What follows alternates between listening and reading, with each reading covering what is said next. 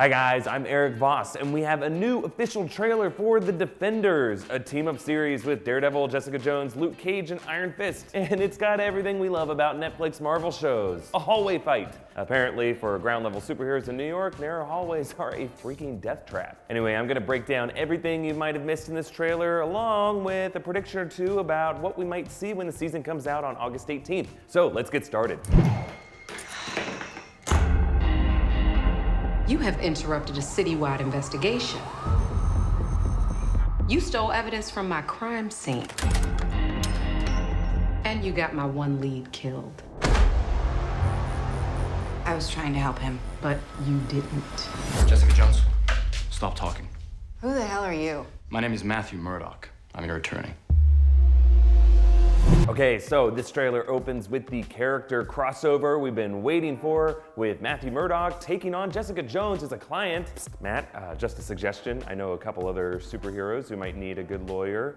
Steve Rogers and his buddies. Just saying. Anyway, I'm curious to know exactly what case Misty Knight is working on here that Jessica Jones has interfered with, and which suspect she ends up getting accidentally killed. I'm guessing that's his blood on her face here. Also, I appreciate how, as usual, Jessica Jones still has her own unique way of opening locked doors. Now, obviously, the music throughout this trailer is Nirvana's Come As You Are. It's actually the same song used in that super short Defenders teaser that came out during Comic-Con last summer. And I had a few theories for how these lyrics might be thematically connected to the story, which I went into in my breakdown of that teaser, so go check it out. But one detail that I liked in this scene is the use of color. Now, in their solo series, Jessica Jones and Daredevil do a lot of cool stuff with color grading. Like Jessica Jones often used the color purple to associate Jones's past trauma from Kilgrave, who's the Purple Man in the comics. And for sure, red is Daredevil's color. It's the deep blood crimson of his costume, reflecting his anger and the blood that he gives in defense of Hell's Kitchen. And check this out, this is cool. These colors play into this scene as well. Purple tinted light in the interrogation room, with Matt barging in through this bright red door.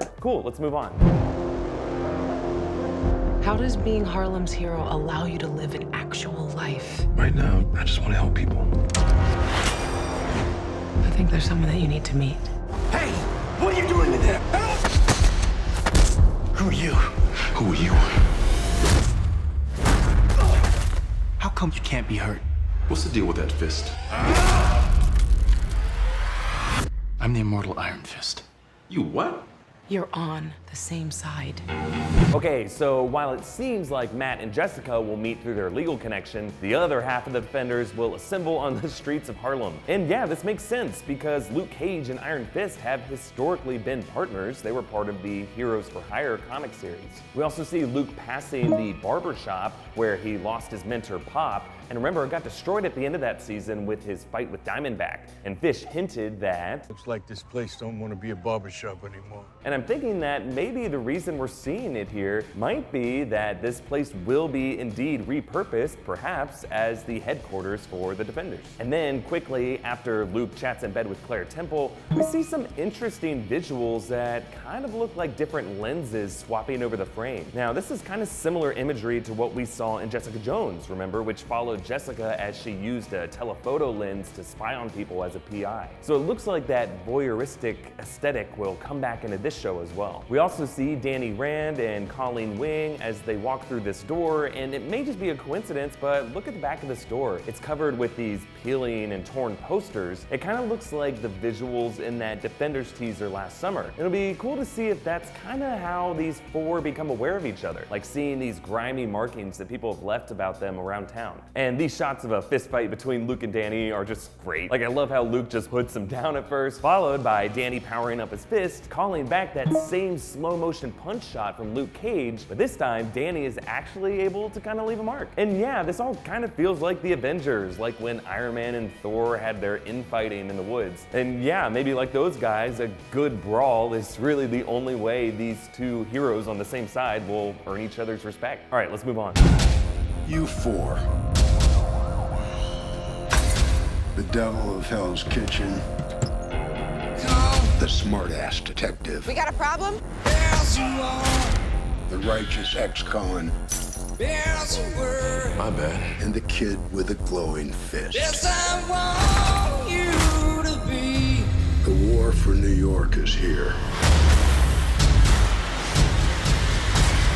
So in this section, we hear the voice of Stick run down each of the four main characters and the threat they're facing as we see all these people in their natural elements. Like Jessica Jones loads up on whiskey and smashes a glass in a closed bar. Matt perches on a Hell's Kitchen rooftop listening to distant sirens. And Luke again looks caught in a bad situation. Notice that bent up metal gate behind him. I feel like he was just thrown into that seconds earlier. It's also interesting to see Luke back in this Seagate prison jumpsuit. Remember, that was the Georgia Island prison that he broke out of years earlier. And since he ended last season in police custody, maybe that's where they're taking him back to. But yeah, given how easily he snaps these cuffs, I doubt it'll be able to hold him for very long. And real quick, in this brief shot of Danny fighting, there appears to be a woman in this fight. I'm not sure if that's Collin or Electra, whom we see in the next shot as the lid of the stone resurrection chamber is lifted off of her. Remember, we saw the hand place Electra's body in there at the end of Daredevil season 2, and now it seems like she's being resurrected to fight on their side. So I think there's a good chance that we'll see Electra as a villain in this season of the Defenders working on behalf of the Hand. And then after we see these parked cars get hit with a shockwave, check out this fight in this abandoned theater looking space. If you look closely, it seems like Stick is presiding over this, making it seem like this could be part of their training maybe as a group. But then if you look even more closely, there's some weird stuff going on in the shot. Danny is being knocked back by someone who looks like they have two glowing fists. Now, it's impossible to make out who this is, but if you watched the season of Iron Fist, you may remember Bakudo showing Danny footage of an old Iron Fist from 1948, and that guy fought with two glowing hands. And we never found out who exactly that was, but he may be connected to whoever this is in this scene. Then, in other quick shots of this shockwave scene, it looks like Luke is positioned where that person would have been. So maybe like Luke and Danny collided in the air and blew each other back, along with the rest of the room, and some of Danny's glowing fists left some residue on Luke. I don't really know. But then there's this other figure in boots lying on the ground, and I don't see a head. Or is that hairy looking clump on the right this guy's head? Stick, what did you do? Now there's obviously a lot happening here, very much an active crime scene. In fact, maybe this was a literal crime scene that Stick and the Defenders were going to investigate, and they found this headless corpse, maybe a victim of the Hand or Electra or something else, leading to some kind of argument or infighting between them. Anyway, I'm guessing we'll learn more about this as time goes on, but let's move on.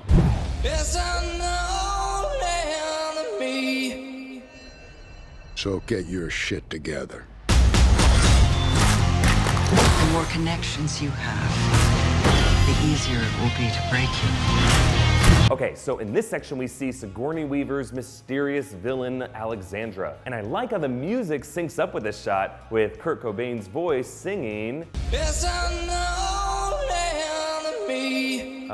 old enemy? Don't listen to him, Ripley, you haven't aged at all. Now, we still don't know much about Alexandra. Some are saying that she might be a female version of Alexander Bont. Now, in the Daredevil comics, Bont was an old school predecessor to Kingpin before Wilson Fisk, but he's not that much of a major player, so I don't think the show is going in that direction, but maybe the name is still a reference to him. But notice how everyone seems to feel physically threatened by Alexandra. Like Matt has his fists up. So I'm thinking that she might also have a more mystical power, perhaps related to Black Sky. It's also possible that she's a human incarnation of the Beast. Remember, the Beast is the demonic entity worshipped by the Hand, and they're trying to summon it into this realm. And yeah, it's probably related to that big hole that the Hand has been digging. I'm also not sure what to make of Alexandra's line here. The more connections you have, the easier it will be to break you. Like on one level, she could be suggesting that the complicated connections and infighting among the four of them will make the Defenders easier to break up. But yeah, she could also be talking about the other connections that each of these characters have to their personal lives. Claire, Colleen, Misty, Karen, Trish, Jerry, Senor Foggy. Guys, Alexandra is gonna use Senor Foggy to break up the Defenders. I feel like three of them wouldn't really care. Anyway, moving on. You look like an idiot. It's your scarf.